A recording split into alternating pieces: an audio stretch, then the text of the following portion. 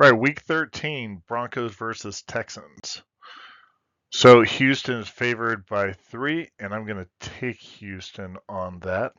Let's kind of talk to the numbers here. So the model really likes Houston, gives them an 81% chance of winning. That correlates to an 11-point spread. And so then we come over here to the box plots. So it's plotting a 30 to 17 win. The one thing we're going to point out here with Denver is, first off, it looks like they're finding their way. They're definitely playing football, winning with a different equation, I think. I would also point out that this, as someone pointed out this last week, that 70-point loss really kind of threw off, I think, some of the numbers. And so I'll point this out right here, that the algorithm is saying, hey, both teams are performing better than what the algorithm really pointed out. However, realistically speaking, when I go through, if I adjust for that 50-point loss there, I would probably be, the model would be saying, no, you should be over in this arena over here where Denver overperforms. So to me, that 3-point spread for Houston matches pretty close to this right here as well. But I still like Houston. So one of the things I was going to talk about, let's go ahead and get to we'll talk to it right here. With Denver, so notice um, that pass ranking. It's so if you watch Russell Wilson, he's not uh, the bulk yard passer. This year, he's about efficiency. And I think what he's really improved upon from last year he seemed to be trying to push the ball and he just couldn't get anything done. Threw a lot of interceptions, no touchdowns, or at least just not a good ratio. This year, he's not pushing the ball when he doesn't have to, and he's being cautious with it. He's letting his defense and running game win it, and he's taking what the other team is giving him. So he's, in my opinion, he's not losing the game for them like he did last year, and he's taking what they're giving him, which are shorter, shorter passes. And I don't blame him.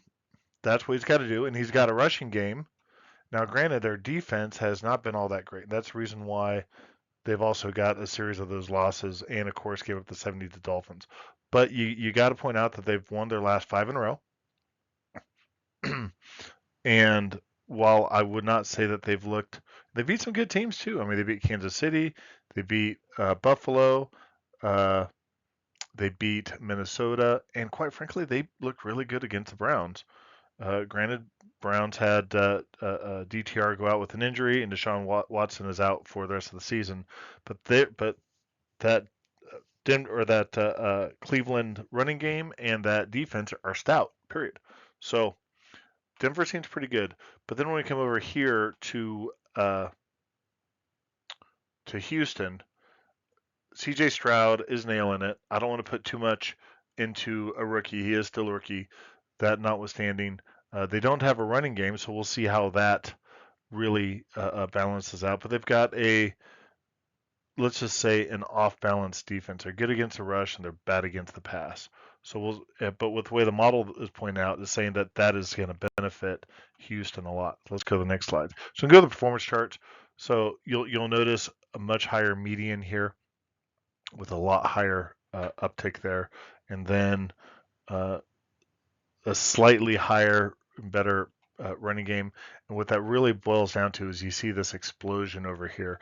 That really does make a lot of difference in a game. Both teams are going to have relatively low turnover rates just based upon their past performance.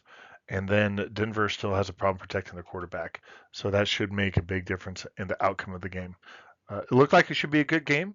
And I got to tell you what, I think Denver is evolving into they don't have the strongest defense, so they can't do what Cleveland does, which is strong defense, strong running game, and try to pass when able. They don't have that strong defense. They got a strong running game, and they're fine, and they're taking advantage of the other team's mistakes, and that's what you have to do to win. So anyhow, if you like what you listen to, click like and subscribe. Thank you.